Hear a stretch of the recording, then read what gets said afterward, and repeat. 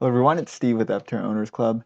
Just a few days ago, Aptera released the third episode of their Aptera Myths Debunked, and in this, Quincy talks about, whether or not Aptera is going to be useful, whether if you live in a cloudy environment or not a very sunny place, or whether the supercharger cords reach the Aptera. It does. So these are things that mostly people that have been following this channel are well aware of. However, there's one thing new in this video, and it's this overhead shot of the Aptera in a parking lot. And from this, we can make some good extrapolations of its expected turning radius and turning circle. So let's watch this, and I'll show you why we can do it. So you can see the Aptera backing out and going into this. And so it looks like Aptera is doing the tightest turn that it can. Because if you look at this angle, if you turn this wheel any more, then it'll impinge upon the body. So this is the maximum turning of this vehicle. Now, this is an alpha vehicle, and we don't know if the geometry has changed very much on the Gamma vehicle, on the launch edition, the Delta vehicle, but I suspect it's not that much different. Like the wheelbase hasn't changed, and maybe the turning angle can change a little bit, but it's not going to be a dramatic change from this. All right, so let's assume, and remember, I'm going to do these. I'm going to do these measurements off of a YouTube video from a drone shot that's not directly overhead. So there is lots of error in these calculations, but I think we can get a rough estimate of what we're dealing with. So as you can see here, that's the rough the max. This is probably the maximum that it can turn. And if you back it up even more, you see right here they turn, and that's the maximum it can turn in the other direction. So you can see here, that's the max. So this is like lock to lock basically. All right. So how can we figure out the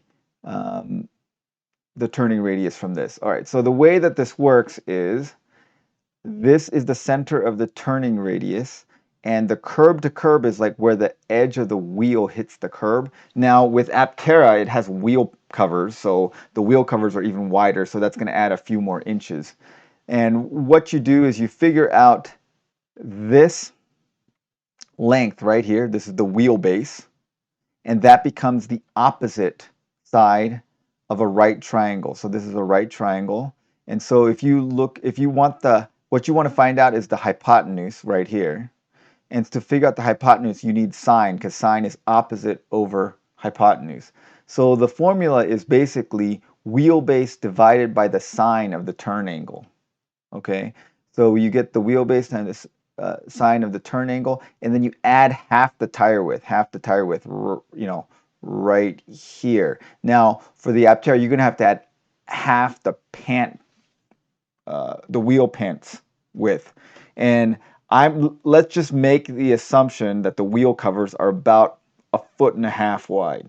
Okay, so half of that would be 9 inches. Okay, so we're going to add 9 inches to whatever we find from this. All right, so what do we know about the Aptera? The wheelbase is 108 inches. Okay, so Aptera is wheelbase of 108 inches. Total length is 172 inches. Width is 88 inches. Height is 57 inches. So the important here is wheelbase. Now this is assuming that a three-wheeled vehicle will behave similarly to a four-wheel vehicle. And I think that's going to be roughly true, because an Aptera is going to have a center wheel right here, and that wheel doesn't turn. It's just going to get dragged around by the front wheel. So I think it's going to behave very similarly to four wheels, and probably not exactly the same, but similar enough to make a rough estimate. Okay, so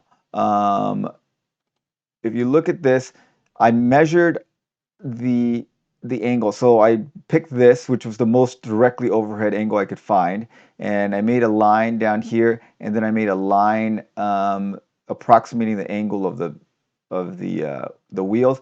And then if you measure this angle between this line and this line, I measured it to be 32 degrees. Okay, So the sine of 32 degrees is 0.53. Okay, so 0.5, sine of 32 is 0.53. Okay, so then the formula is the wheelbase divided by the sine of the turning angle, which is 0.53. So let's do that. All right, so the wheelbase is 108 inches, which is 9 feet.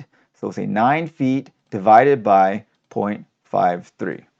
All right, so that becomes basically 17 feet.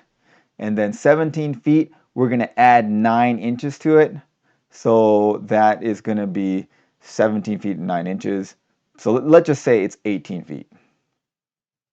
18 feet to round up, to give the kind of the benefit of the doubt. That means the turning circle, if the turning radius is 18 feet, the turning circle is 36 feet. All right, so 36 feet turn, and then we'll divide that by 3.25 to get meters, because a lot of the data I found about turning circles in meters. Divide by 3.25. Okay, so that is a turning circle of 11 meters.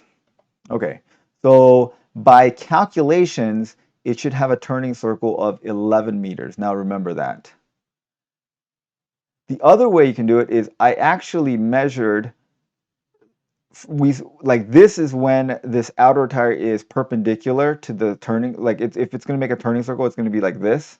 And this is when it's perpendicular. And then this is, if you watch the video, this is when the wheel is perpendicular on the other side. So this makes a quadrant of a circle. So let's watch that video again. All right, so let's watch it. Okay, right about here is where it makes the perpendicular. It's about here, it's perpendicular. And then you'll notice that it comes in here and it goes right into about here. So see where this is where the light post is. And right here is where it is perpendicular again. And so this is 90 degrees off of this.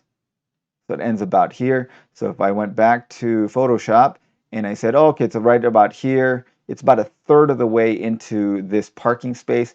These parking spaces are, I'm estimating that these are the standard parking spaces in the United States, which are about 9 feet wide.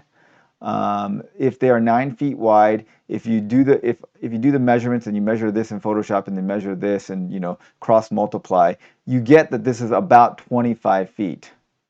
And then 25 feet is would make a turning radius of 50 feet.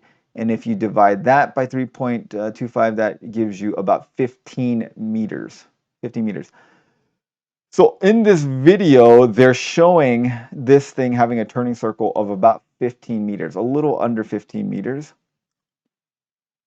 And then if you do the calculation by the angle, you get 11 meters. Okay, so somewhere probably between 11 meters and 15 meters. Now, how does that stack up? And again, remember, this is the alpha vehicle. The delta may be slightly different, but I don't think it's going to be that different. And plus, we have a huge range now. It's 11 to 15 meters. That's like a huge range. So there's a large amount of error in these calculations. But I think it's somewhere in between those two numbers, somewhere between 11 and 15 meters, and I think that makes sense. If you look at the turning circles of various cars, you see that, for example, a Model S had 11.3, and then the newer Model S's are almost 12 meters. If you look at similar cars like Fiat 500 Abarth is under 10 meters, so obviously that's a really small car and you'd expect to have a really good turning radius. If you like something like the Nissan Leaf, 11 meters. So I think on the best case scenario, the Aptera will have a turning radius like the Nissan Leaf. And I suspect the Aptera is actually going to have a turning radius that's probably closer to 15 than 11. Just being practical, because that's what we actually saw when we measured it on the video. So theoretically, could be as good as 11, but realistically, it's probably closer to 15. Now, this thing tops out at 12.9 because this is, I think this is they're looking at a bunch of European cars, you know, Peugeot and Citroen and things like that that are not in the U.S. If you look at the Ford F-150 Lightning, that has a turning radius of about 15.6 meters. So that's pretty bad. But so Aptera is going to have a turning radius that's kind of close to a full-size truck, I think. Um, that's on the bad end. On the good end, it could be as good as a Nissan Leaf. So somewhere between a Nissan Leaf and a Ford F-150 Light. Well, it's definitely better than a Ford F-150 Lightning because that's 15.6. But maybe like a short wheelbase full-size truck is going to be similar to the turning radius. Okay, so I think I always suspected that the turning radius of the Aptera isn't going to be great. Like I definitely didn't expect it to be anything like a subcompact vehicle, just because the wheel covers make it so that the turning steering angle can't be that great, just because it's sterically impeded by the body and the wheel pants touching each other if you try to turn it anymore. So I figured it wasn't going to be great, and I was hoping it wasn't going to be awful. So I think it's definitely not awful, because awful would be like if it was worse than a full-size truck. That would be awful. And you know, plenty of people drive Ford F-150s around. Those are extremely common vehicles in the United States, and they get around no problem.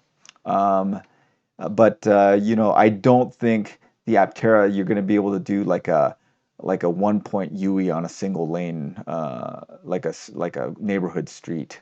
That's a single lane. You're probably gonna have to do a 3-point turn on it. Um, but yeah, I think that was very interesting. In this video, you can try to extrapolate the turning circles.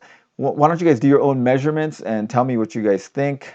This is the drawing that I made, and so anywhere between about at the maximum 25 or 25 feet radius or 50 feet turning circle to 11 meters, which is 18 feet or a 36-foot turning circle based on this.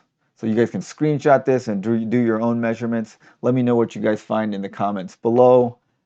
Thanks for watching, guys.